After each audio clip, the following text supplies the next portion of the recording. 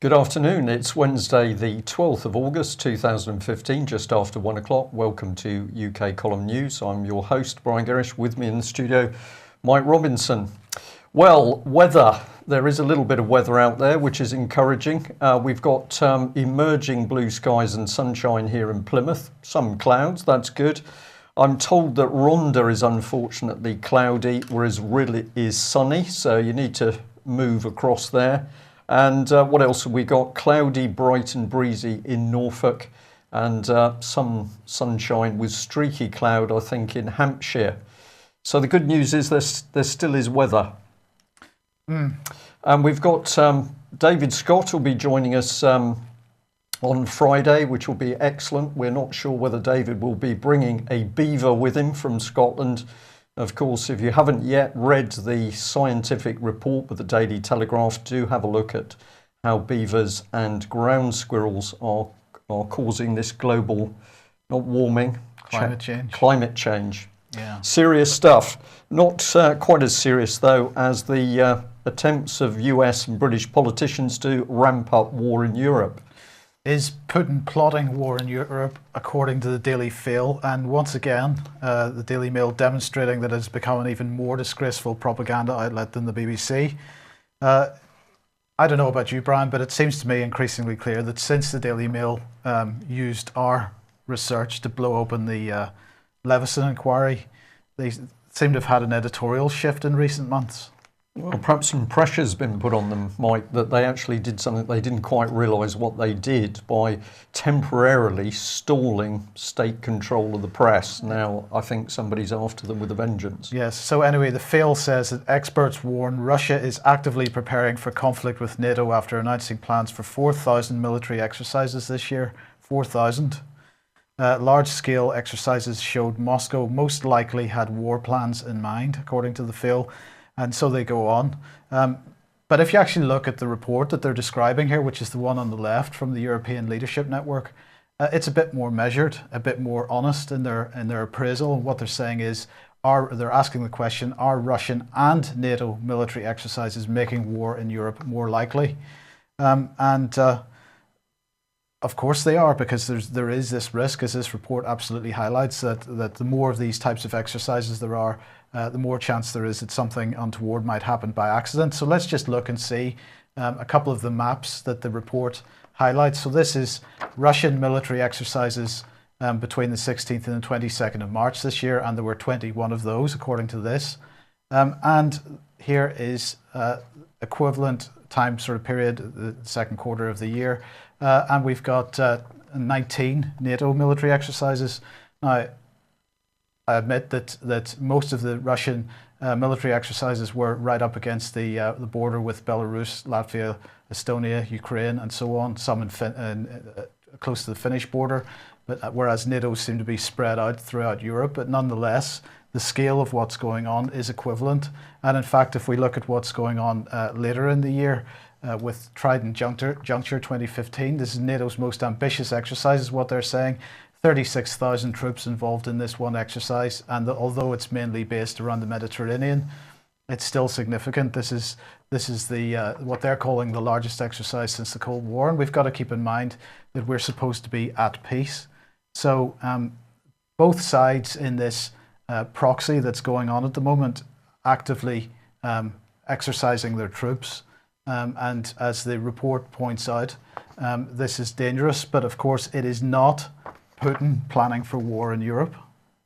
Well, I mean, if you look at what's going on, Mike, in military terms, it makes sense for the Russians to be doing what they're doing, because we have watched the West supposedly downscaling at the end of the Cold War. Then all of a sudden we are pumping military assets back into Europe.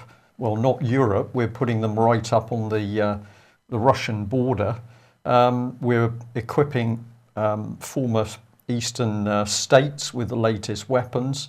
And then we're telling Russia, well, of course, don't worry, this is nothing to do with a potential threat to Russia. Of course it is. And of course, Putin is going to respond. So could it be the Germans are getting a little bit squeamish? Because obviously they had a few problems with the German army at one stage. Could it be the Germans are beginning to say, well, actually, this NATO action is being ramped up too quickly? I think it's possible. Well, the Russians are in fact reorganizing things, and this is Russian Defense Minister Sergei Shoigu, and he announced earlier in the week the creation of a new branch of Russia's armed forces, and they're calling this the Aerospace Forces, and this is a merger between the Air Force and the Aerospace Force. So it's a significant thing. He said Air Forces, anti-air, anti-missile defences and Space Forces will now be under a unified command, but this isn't all, because the entire Western Military District is getting reorganised as well, it seems. So we've got 2 new commands, both equipped with modern combat jets and helicopters, as well as S-300, S-400 and Pantsir S air defence systems. This involves the 6th Leningrad Air Force and Air Defence Army, and so on. This is TASS reporting this. Obviously, they intend to put up another tank army in the Western Military District, and so on. So, big reorganisation in response to, as you say, what NATO is doing in the Baltic states, in Poland, in Czechoslovakia, and of course, we've got to remember that NATO claiming that the missile defences in those areas were to protect Europe from an attack from Iran, but that that risk apparently has been mitigated by the deal that's been done with Iran, and yet there's no sign of any sort of backtracking by NATO. They continue to install this equipment. So who is the enemy here? Well, of course, the other thing we've got to remember is that David Cameron has savaged the British Armed Forces. So David Cameron, who says that he is so frightened of what Putin and the Russians are up to, has been dismantling Britain's armed forces. We've been hearing reports which seem to us at the moment to be credible that the plan is for the RAF, or what is left of the Royal Air Force, to be subsumed into what is left of the British Army. So whatever Cameron is up to, there's something very wrong. You are saying that there's a threat of war building in Europe. What does Cameron do? He cuts the British Armed Forces. And of course, there's only one reason for that, and that is to increase the so-called power of the plan for the European army. But the Russians have actually hit the nail on the head with what is the motivation for all this. This is Russian Duma Speaker Sergei Just go for it. Naryshkin, yes, got it. And he is close to Putin, of course.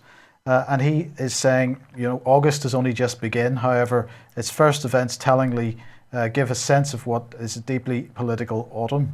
Judging by everything, some act of aggravation is being prepared. I'm confident we will not yield to such provocations. He said, today, as the situation is strained across the world, we should closely watch any political intrigue prepared on both sides of the Atlantic. It is important to see and analyse anything that is created in the West and offered to various international organisations. And he said, their external debt is enormous, and looting foreign states is a method that we're used to. And so this is really hitting the nail on the head.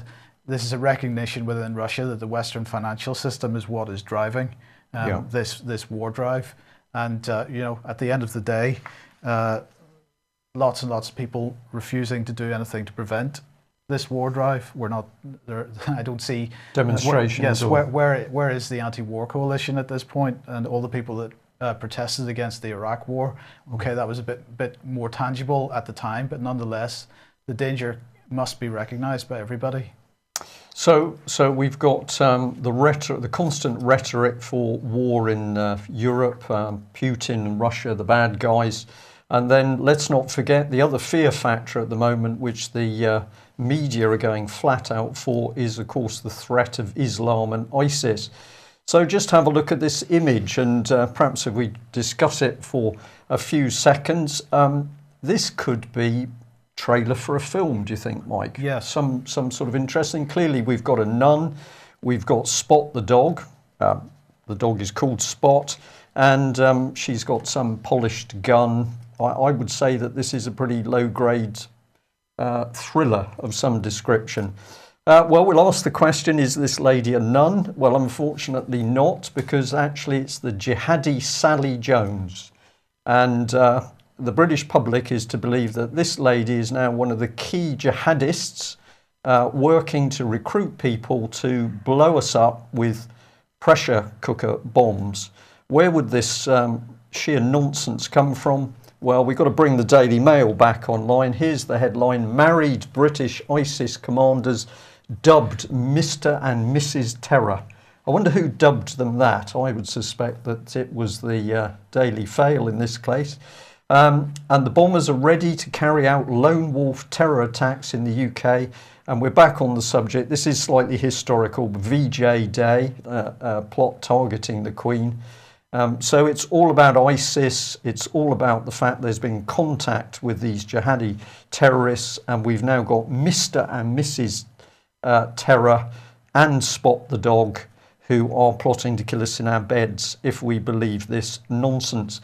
So this is Junaid Hussain, and according to the story by two Daily Mail reporters, the husband and wife team shown on screen with Spot the Dog are actually in Syria recruiting terrorists to carry out atrocities in Britain. But the undercover reporters have just managed to get in touch with them, and there's been a little bit of discussion going on for months, and they supplied details of pressure cooker bomb making equipment. So get into the story, and it all changes a bit, because this is nothing to do with the Daily Mail. This has come from Sky News reporters posing as male and female jihadists on Twitter.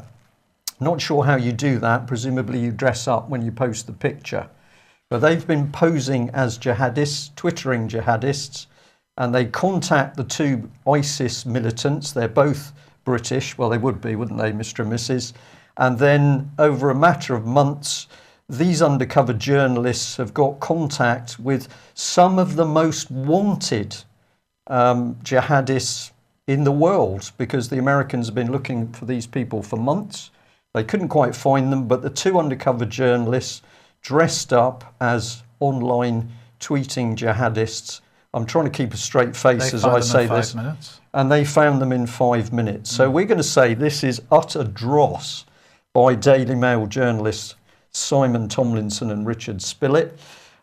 What sort of people would produce a report like this? Well, we thought we'd go to their Twitter pages, because that's clearly the place to go if you want to investigate ISIS. And here we've got Simon Tomlinson. Have a look at his tweets, because it's all nonsense, it's sport. It's got a picture of him there with a goldfish bowl full of wine. And we are to believe that this man knows what's going on in the serious matter of counter-terrorism. Well, if you're not convinced by Simon, have a look at Richard Spillett here. He at least has a picture of somebody with a big black beard, so clearly a terrorist. But apart from that, the rest of his Twitter page is as thin on the ground as the other gentleman. Now, why were we interested in this particular story? Well, really, it was the link to Sky News. And I have to say that last night we met a couple of people who've been doing some very good work for the UK column. And we were in a hotel. I think we can say where the hotel was. It was in Totnes in Devon.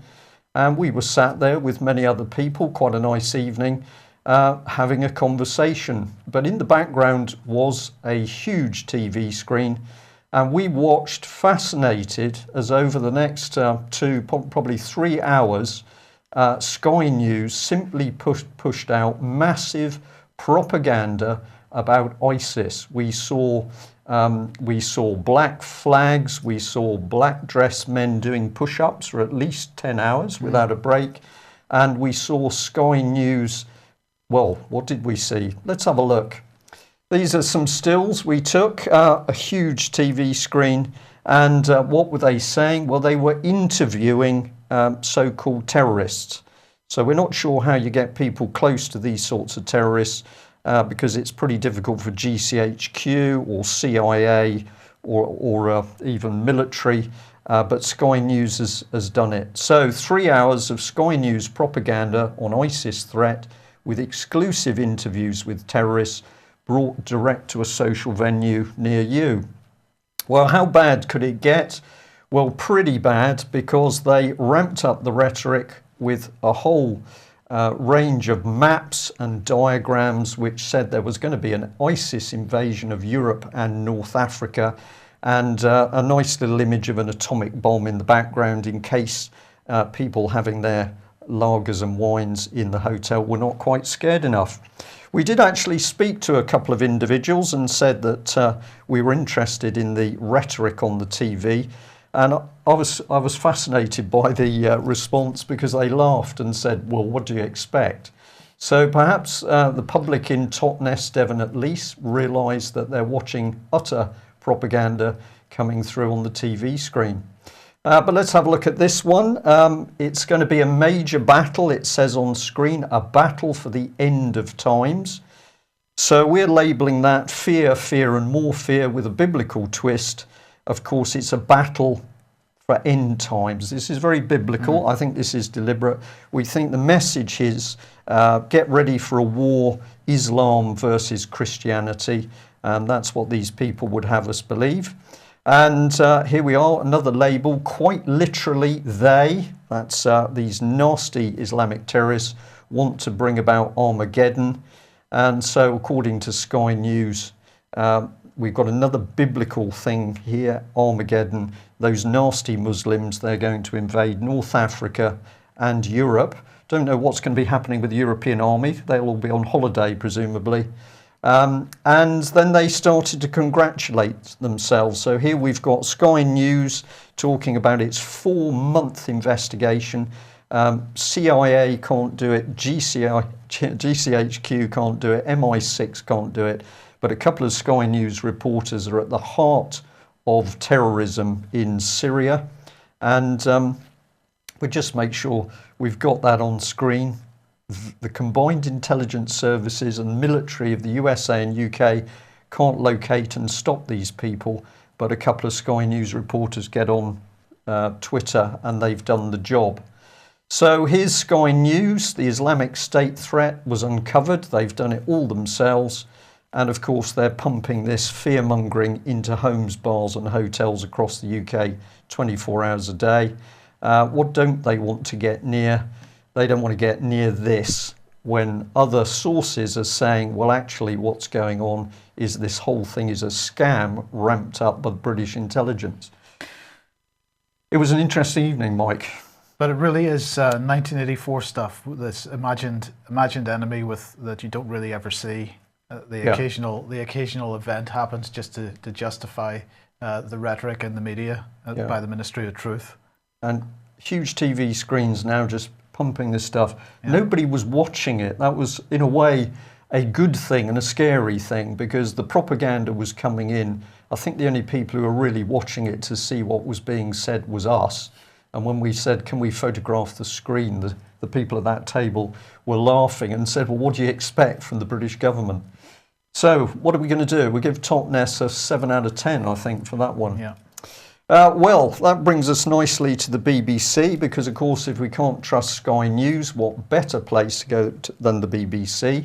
And congratulations to Guido Fawkes for some excellent blogging, because he picked up that the BBC had produced a huge advert for itself to celebrate the unique role that the BBC plays in our lives.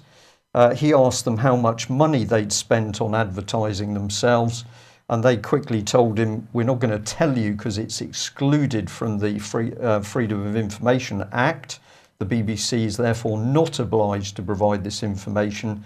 And to reinforce it, they went on to quote Article 10 of the European Convention on Human Rights as to why the BBC, funded with 3.65 billion of taxpayers' money, shouldn't be forced to reveal how much they were spending advertising their pathetic organisation.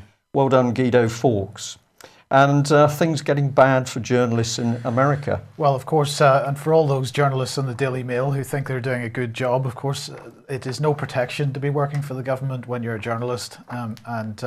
Here we've got two US journalists who were reporting events in Ferguson last year. One working for the Washington Post, another for the Huffington Post. And they were briefly detained, according to this report, in August 2014, while they were working from the illustrious confines of a McDonald's restaurant to cover the protests at Ferguson. And if you remember, that was following the fatal shooting by police of Michael Brown. They have now been charged, apparently, for doing their jobs. This is the Committee to Protect Journalists. Their Deputy Director, Robert Mahoney, has said US authorities have no business hauling reporters into court for doing their jobs, especially on a world story like Ferguson. We're appalled by this judicial intimidation of Wesley Lowery and Ryan Riley, and call on St. Louis authorities to drop all charges immediately. If they're convicted, they're looking at $1,000 fine and up to a year in prison. This is now a direct attack by the state on, in the US at least, on journalists. Well, they're a bit late, aren't they? Because of course we've been arresting journalists for some time in UK, to the extent that the mainstream journalists we are occasionally able to speak to have admitted that they're getting pretty miffed with the police trying to accuse them of harassment if they follow up stories. Particularly, I might add, stories to do with the abuse of children. What a surprise. Well, where does that take us to? Water, the economy. Yeah, this must be related to global warming, of course, and nothing to do with El Nino at all. But Los Angeles now has decided to put 20,000 plastic balls into a reservoir to stop evaporation, apparently, because the drought is so bad. I'm glad you've told me that, Mike, because I did think on first glance that was a beaver army unloading from a lorry. Yeah, could be. But, this apparently is going to stop the evaporation and save 300 million gallons of water from evaporating every year, so that's great. Except, of course, this drought isn't just in California. And in fact, the Panama Canal is now placing limits on shipping and basically the size of ships that are going to be able to travel through the Panama Canal because of the drought. And of course, this is a direct result of lack of any decent economic policy that cannot cope with this, what are absolutely normal periodic weather conditions. El Nino comes around every once in a while, and it has a pretty devastating effect on global weather every time it does. And yet we're not able to cope. So let's just contrast that with of course, Suez Canal, which has in fact just had the world's largest container ship run through the new Suez Canal, and that's the Marstal Maersk, and that's 200,360 tons, a length of 380 meters and a width of 59 meters. Is fairly large. I apologize for using European money there, but I don't have the true measurements just off the top of my tongue. And were you using your thumbs for those measurements? Oh, I was, yes. Good. Yes. But as Reuters is reporting here, of course, and this is the key point about the Suez situation, this is being used, this infrastructure project is being used to drive the rest of the Egyptian economy. So what we've got here is President al-Sisi issuing a decree establishing an economic zone for the new Suez Canal, 460 square kilometers. Again, I should have converted that into real money, around the canal. And what are we talking about here? 42 projects. So we've got ports, we've got, sorry, apologize, just lost my track here. They've got a whole range of different new economic projects being built, and we've got thousands and thousands and thousands of Egyptians all heading in that direction, looking for employment, and they're likely to get it as well. So that's extraordinary. Egyptians getting employment in their own country. What an extraordinary concept that is. Yes, indeed. Yeah. And what's more, it's productive employment as well. It's not shelf stacking or coffee serving. Meanwhile, back in the UK, of course, Jeremy Corbyn, his team, they are going to deal with the UK deficit, apparently. And of course, all the focus on the economy, and particularly with regard to public finances and why we have to live in a world of austerity, it's always the word deficit which is used. So let's just remember what that means. The government deficit is the amount of money over and above tax receipts that it spends. So in other words, it's the amount of money that it has to borrow each year in order to meet its obligations. But it does not represent the national debt. So I just want to once again highlight what the situation is in this country with regard to national debt. Because of course the deficit is a mere fraction each year of outstanding government debt, which currently stands at £1.56 trillion. And of course, GDP in this country is about 1.8 trillion at the moment, if you believe that figure. And if you just look on round the wheel here, household debt of 1.5 trillion, bank bailouts, well, we've mostly paid a lot of that back, so it's only 115 billion pounds left there only. We've got public finance initiative debt, and of course that's the one that's responsible for the problems that Bart's Health Trust is suffering at the moment. 222 billion there, another 1.6 trillion in corporate debt. But the big elephant in the room, of course, just as a reminder, is state and public pensions, which is a Ponzi scheme. It's unfunded, and therefore you've got to use tax receipts in order to pay people's pensions each year. And the outstanding amount at the moment is around £5 trillion. So remember, that's 1.8 trillion is our GDP, and our obligations, our debt to the pensioners, present and future, of current working age is £5 trillion. So £13.6 trillion altogether is what is owed in this country. And what's Corbyn doing about it? Well, he's talking about his people's quantitative easing. So he is going to use debt to finance what? Well, he is talking. Let's see what he's actually talking about. People's QE is fundamentally different, according to his team. It does have the Bank of England print new money, which is identical to the process that is in use by ordinary banks when they lend to business. But it gives that money to people like housing authorities, local councils, a green investment bank to build houses, to schools, and to build hospitals. So in other words, there's nothing productive in that, nothing whatsoever. He is going to use this money to buy people off, and clearly that is not in the sort of in the mold of what's going on in Egypt, where the money that was raised was used for an infrastructure project, which has then become a driver for other economic activity. None of this is going to be a driver for economic activity. And let's not forget that Bank of England notes are promised to pay. They are promissory notes. And let's just remind ourselves what the Bradbury pound was. It was not a promissory note. It was a legal tender currency note, somewhat different. And let's just for the sake of a bit of amusement, throw this in. Remember that the sort of icon that's used by the City of London and the Bank of England is the dragon. And if you remember, the second edition of Bradbury pounds had George slaying the dragon. And this is really the key point here. Unfortunately, Corbyn's people's quantitative easing will not slay the dragon of the City of London by any means. In fact, it is operating absolutely within that infrastructure.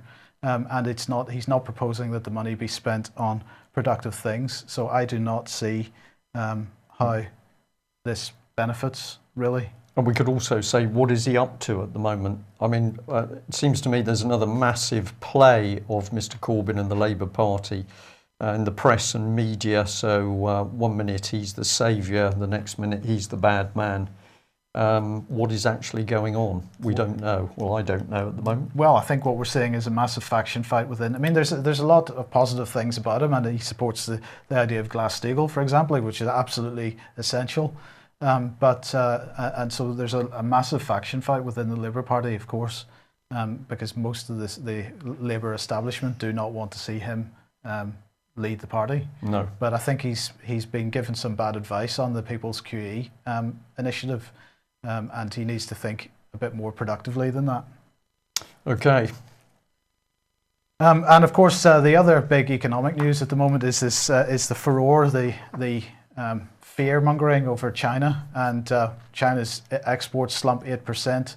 It raises pressure for more stimulus, and of course, all this nonsense about what's going on in the Chinese stock market at the moment.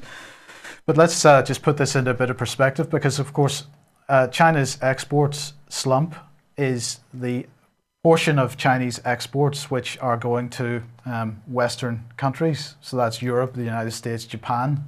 And that's the main reason for this Chinese export slump. So this is more a reflection on the Western economy than it is on the Chinese economy.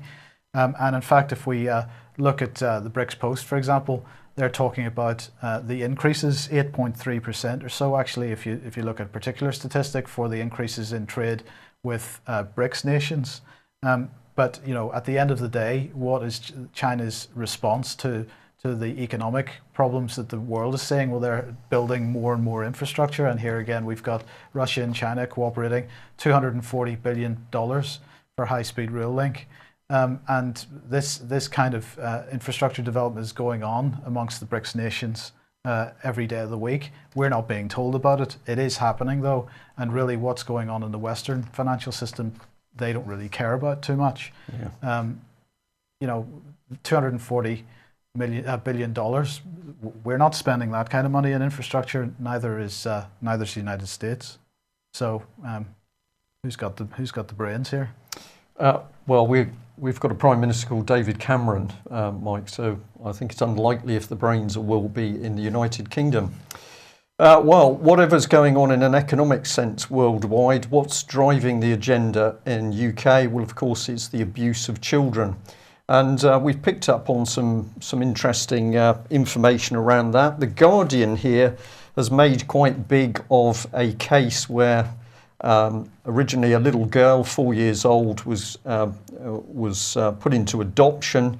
She was then handed away to other people in Africa, where she was badly abused. She's now 14 years old, and Mrs. Justice Pulfley has overturned the adoption order. Now, this is something that the family courts have always said was just not possible. If somebody was adopted, they could never be brought back into their blood family. Well, Justice Pulfley has done exactly that.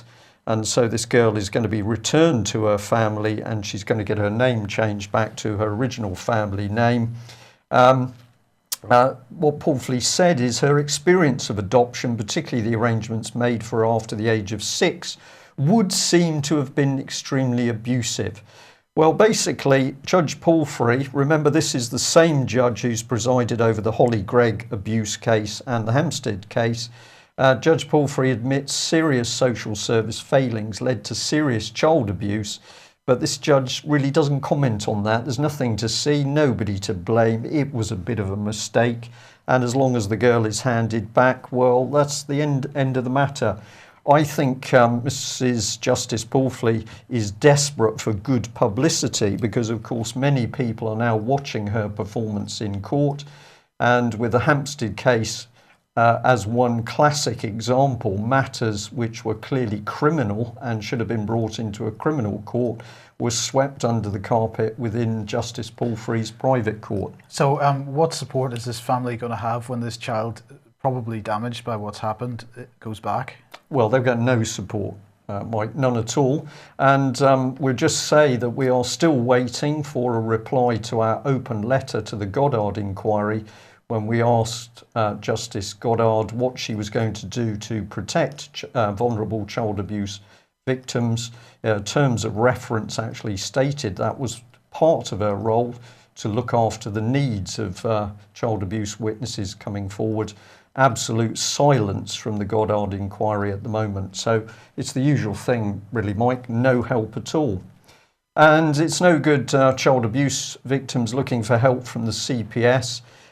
This is a clip which I deliberately took with Alison Saunders with her eyes closed, the boss of the CPS, because on camera this lady said something which I just thought was so remarkable we needed to capture it. She said people can have confidence in the wrong decision she made about Jana because it's now been overturned. So people can be totally confident in the performance of her CPS, Crown Prosecution Service to Work, because she made a really crass decision, but not to worry because that was overturned, so people can have confidence in me. I mean, you couldn't say anything other than common purpose at this point, could you? Well, something scrambled in that lady's brain, and of course one of the things we know with the sort of common purpose mentality is mistakes, perfectly natural, everybody makes them. You make a mistake, somebody dies, child gets abused, doesn't matter, just move on. I think it's time for Alison Saunders to go. Blind? No, I think there's a bit more to it. She believes her own rhetoric, and she's going to make more bad decisions and more people are going to suffer. Well, a subject that's come to the fore is, of course, the scale of the police operation looking into child abuse. And if we start to delve into this, we immediately start to look at the Independent Police Complaints Commission, because they've been investigating police forces across the country, including the Met Police, for failing to carry out proper child abuse investigations. So this is quite an important organisation, and of course it is independent. Let's have a look at that. Well, here we are. The IPCC is independent, and if we look into their own documentation, it says it is operationally independent of the police, government and complainant. So absolutely brilliant. This is an independent organisation the public can trust. Well, if we get into the small print a little bit more closely, we find some interesting things. We can see that in fact IPCC is central government and is controlled by the Home Secretary. So let's have a look at this. Paragraph 1.9, for the purposes of public administration, the IPCC is classified as a non-departmental public body. For national accounts, it's classified to the central government sector. Well, you control the money, you control the organisation, so the government controls it. Who's got overall responsibility? Well, surprise, surprise, it's Theresa May as Home Secretary. She's got overall responsibility. She holds overall responsibility for the Home Office and its agencies and will account for the IPCC's business in Parliament. So it can't do anything unless Theresa May approves. And then we go on to carrying out responsibilities specified in legislation, including appointments to the Commission and approving the terms and conditions of Commission members. So she's in control of that as well. And members of the Commission are appointed by the Secretary of State for the Home Department. So there we go. It says it's independent. Clearly it's not. It's working for the government with people appointed by the government. So let's come in a different angle and have a look at the National Police Chiefs Council. Thank you. I always have trouble with that because I nearly say NSPCC. It's so remarkably similar. Let's see what they say. Following a meeting of senior officers in Merseyside in the last few weeks, a stream of work called Operation Hydrant was established so as to allow a central strategic coordination group to collate and share information, advice and best practice among forces who are investigating allegations of, there's the word, historic child abuse, where there were persons of public prominence, PPPs. And he goes on, in the interim, I've written to all forces asking them to provide the strategy group with information of any historic abuse, not interested in anything going on at the moment, historic abuse involving institutions and PPPs, so that we can build up a national picture and commence our work in sharing the relevant information and advice between forces. Notice there's nothing there about dealing with child abuse. It's all about collaboration and collecting information. So sharing the relevant information and advice, that would be the relevant cover-up information and advice?